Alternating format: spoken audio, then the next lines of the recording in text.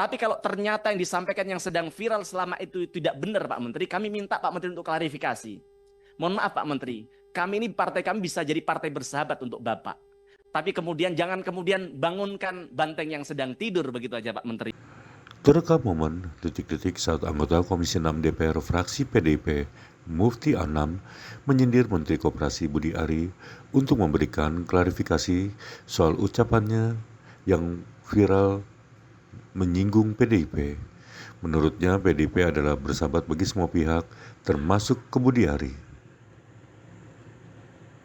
Partai kami bisa jadi partai bersahabat untuk Bapak, tapi jangan bangunkan banteng yang sedang tidur, singgung Mufti saat Komisi 6 rapat dengan Menteri Koperasi di Komplek Parlemen Senayan, Jakarta, Senin 26 Mei 2025.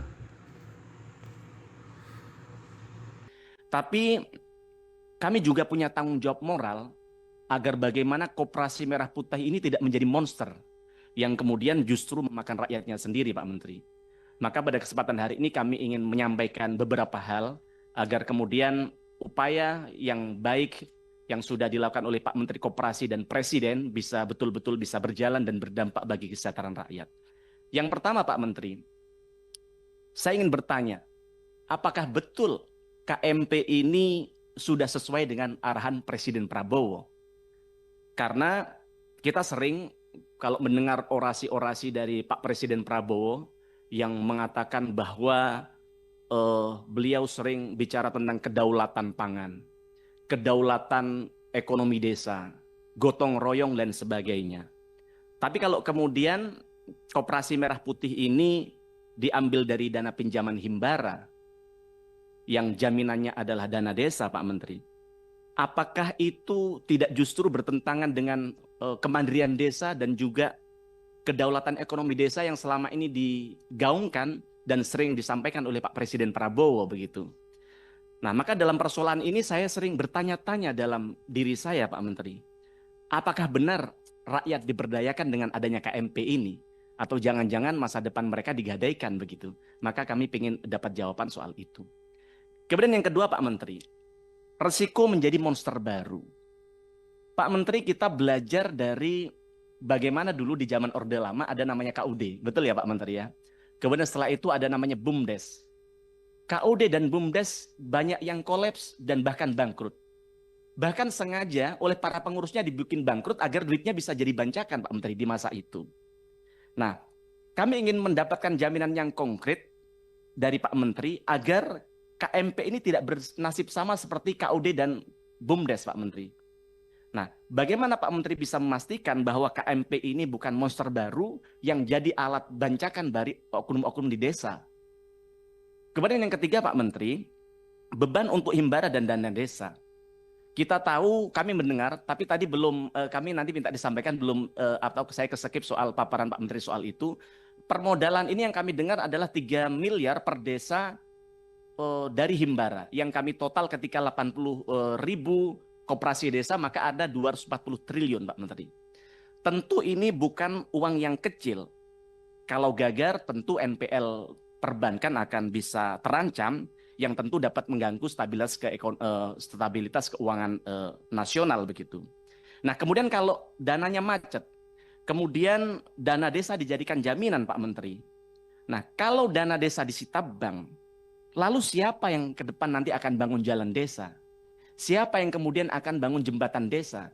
Siapa yang kemudian akan bangun sekolah-sekolah di desa-desa itu Pak Menteri? Nah, jangan sampai yang jadi korban adalah rakyat, adalah desa, adalah menteri perbankan BUMN begitu. Kadang saya sedikit bertanya-tanya atas pernyataan dari Menteri Desa yang menyampaikan bahwa kalau Koperasi Merah Putih tidak terbentuk maka dana desa tahap kedua tidak bisa dicairkan. Kan menurut saya konyol Pak Menteri ini. Pemerintah desa ini harusnya tidak perlulah ngancam-ngancam mereka. Digugah mereka dari hati. Karena menggerakkan Koperasi ini kan tidak mudah. Maka kami apresiasi tadi Pak Menteri dengan tangan dinginnya 47% Koperasi sudah terbentuk. Tentu ini tidak mudah, tantangannya pasti banyak. Tapi banyak sekali desa yang tidak siap secara administratif, secara sumber daya. Maka kalau kemudian Menteri Desa mengancam kepala desa, kemudian dananya tidak cair, dana desanya tidak cair. Nah, Bagaimana dengan desa-desa memang tidak punya kesiapan itu? Kalau desa membangun koperasi merah putih karena ancaman, karena ketakutan, maka hanya sekedar jadi kemudian setelah itu dibiarkan atau jadi dikerjakan secara asal-asalan. Karena mohon maaf, beban kepala desa ini tidak mudah. Saya kebetulan punya relawan yang jadi kepala desa, Pak Menteri. Setiap saya telepon pulang ke dapil, katanya lagi nganter warganya ke rumah sakit. Saya pulang lagi ke dapil, saya telepon ternyata lagi sibuk ngurusin warganya yang urusan hukum. Saya telepon lagi sibuk ke sawah memperbaiki traktornya petani. Jadi artinya sebenarnya yang diurusin kepala desa sangat kompleks. Bahkan HP-nya ketelingso di rumahnya aja yang diprotes kepala desa, Pak Menteri. Maka harapan kami jangan kemudian kepala desa diancam-ancam begitu. Agar mereka kemudian bisa menggerakkan Koperasi Merah Putih ini dari hatinya, yang kemudian mereka bisa optimal dalam manajemennya nanti begitu. Nah, kemudian selanjutnya Pak Menteri, jangan sampai ada nepotisme dan KKN sejak awal. Maka pertanyaan saya, apa langkah konkret dari Pak Menteri untuk memastikan bahwa pengurus KMP ini tidak asal tunjuk, Pak Menteri, tapi betul-betul profesional dan punya integritas?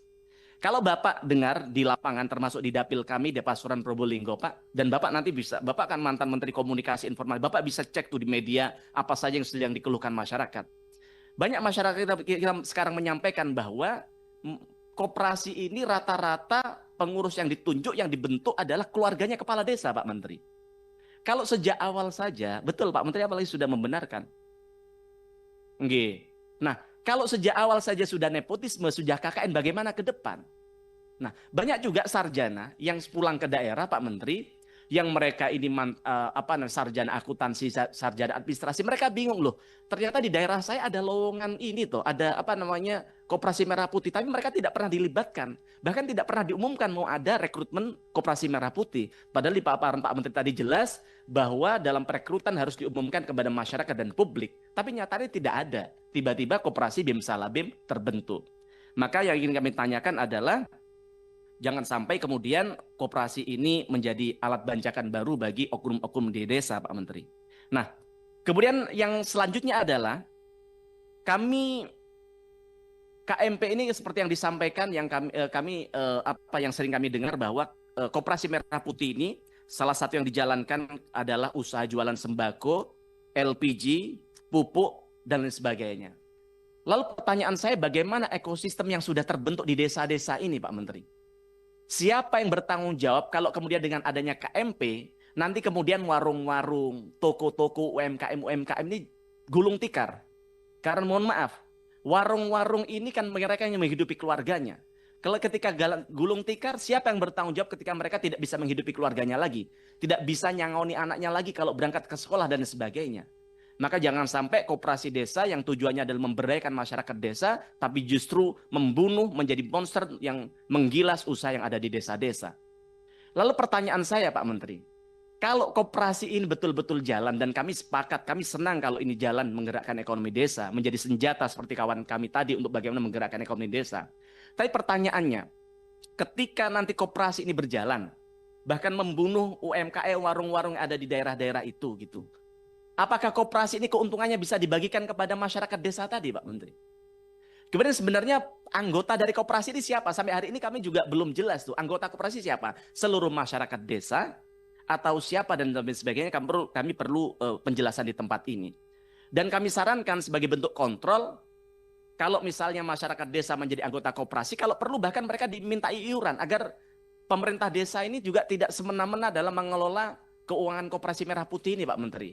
Karena semua masyarakat merasa memiliki terhadap koperasi ini. Nah, kemudian kami juga suka atas pernyataan Pak Menteri tadi agar bagaimana koperasi ini juga melakukan pinjam meminjam. Karena mohon maaf ternyata judol tapi tidak terkait yang urusan yang judol berkaitan dengan pinjol.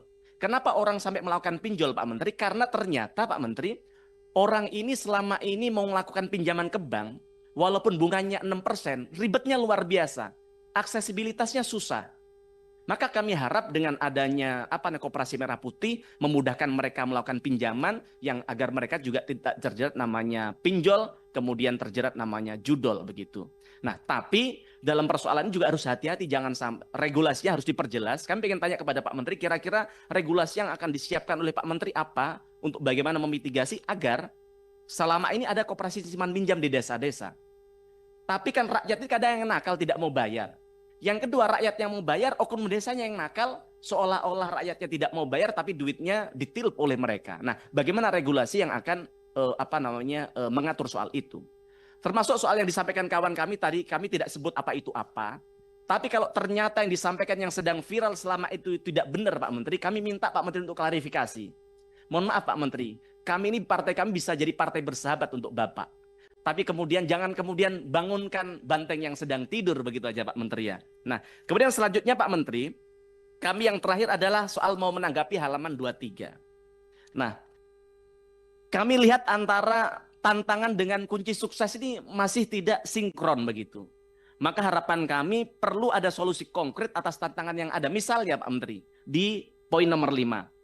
Kapasitas dan kompetensi SDM di setiap desa berbeda-beda. Tapi kemudian jawaban di kunci sukses pengelolaan hanya people. Tidak menjelaskan solusinya seperti apa. Maka Pak Menteri dalam setiap persoalan ini harapan kami perlu ada solusi dan jalan keluarnya seperti apa. Dan sekarang yang sudah berjalan seperti itu agar kemudian ini bisa menjadi kontrol bagi kami, bagi Kementerian Koperasi bahwa benar-benar koperasi di desa ini bisa berjalan sesuai dengan arahan dan kebijakan yang dicita-citakan oleh Pak Presiden dan Menteri Koperasi. Mungkin sedikit dari kami, kurang lebihnya mohon maaf Pak Menteri. Matur nuwun, assalamualaikum warahmatullahi wabarakatuh. Terima kasih Pak Mufti. Jangan lupa subscribe ya.